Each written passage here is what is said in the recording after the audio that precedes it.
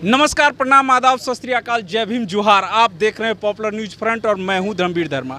इस वक्त हमारे साथ एक वैन लगी हुई है जिस वैन पे लिखा हुआ है आरक्षण बचाओ संघर्ष मोर्चा। और ये वैन जो लगी हुई है ऐसे ही नहीं चली है, ये कर्पूरी ग्राम से निकली है, जो कि कर्पूरी ठाकुर बिहार के भूतपूर्व मुख्यमंत्री रहे हैं और उनके जन्मस्थली से चल के आज ये पटना को चल पड़ी है। और वहाँ से पदयात्रा करते हुए कुछ लोग निकले हैं, और क्यों निकले हैं, इन लोगों की क्या मंशा है, पूरी जानकारी लेते हैं। सर, सबसे पहले आपका स्वागत है।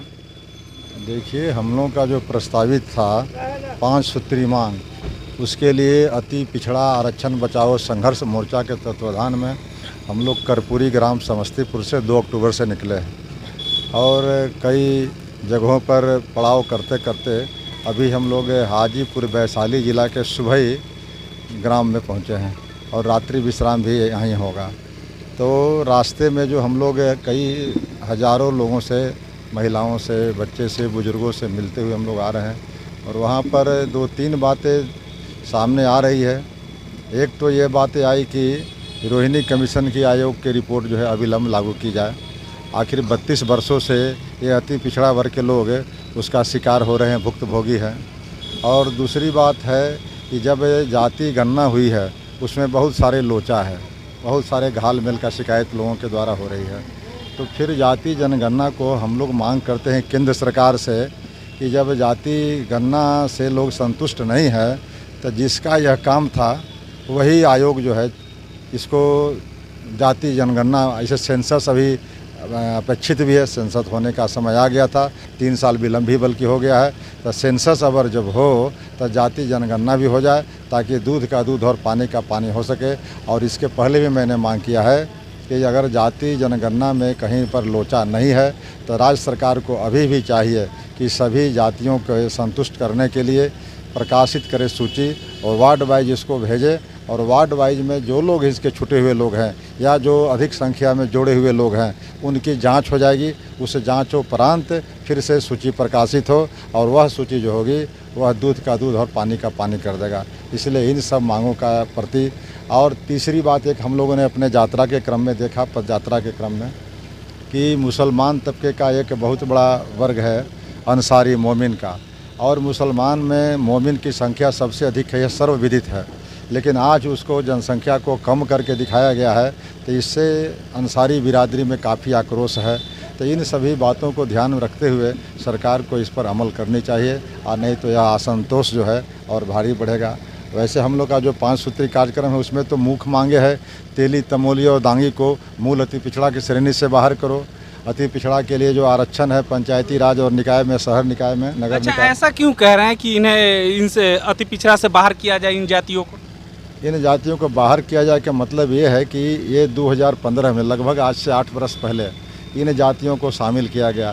तो इन जातियों को जो अपेक्षाकृत संपन्न जातियां थी उनको शामिल करने के पहले इसका स्टडी होना चाहिए था, स्टडी नहीं हुआ। तो जिसका कुपरिणाम ये हुआ कि लगभग 70% से 100% तक हकमारी ये पहले से चले आ रहे 110 जातियों के जो मूल जातियां हैं, कर्पूरी ठाकुर के जो दिए हुए जाति थी, उनको हानि पहुंच रही है। इसलिए इन लोगों ने मांग किया है, हम लोगों ने मांग किया है।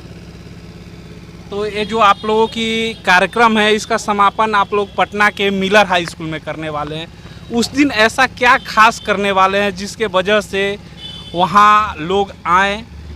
देखिए, जब हम लोग पद यात्रा कर रहे हैं तो कर्पूरी ठाकुर, जो जननायक कर्पूरी ठाकुर के जन्मस्थली जो है कर्पूरी ग्राम, वहाँ से शुरू किए।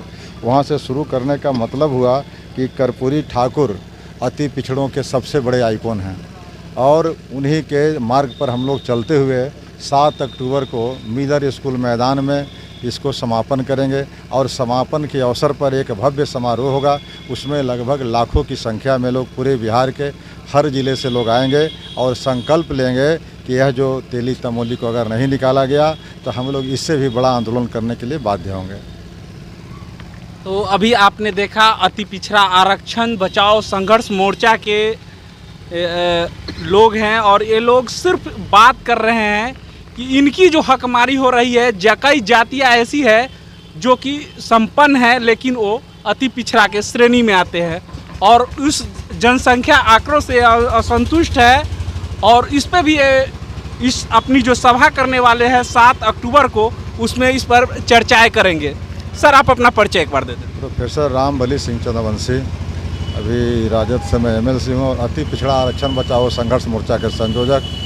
और बाकी लोग भी, अजय कानू जी हैं, सुरेश सिंह निषाद जी हैं, हिसामुद्दीन अंसारी साहब हैं, हुमायूं अंसारी साहब हैं और कई लोग मोर्चा के नेतृत्वकारी साथियों में से हमारे साथ चल रहे हैं। इंजीनियर आशीष नारायण हैं, महेंद्र भारती जी हैं, हुमायूं अंसारी साहब हैं, कई लोग चल रहे हैं। उनके साथ और भी सहयोगी जो लोग हैं हमारे, महिलाएं हैं, नीतू सिंह निषाद जी हैं और भी कई महिलाएं चल रहे हैं। तो इसलिए बहुत सारे तादाद है।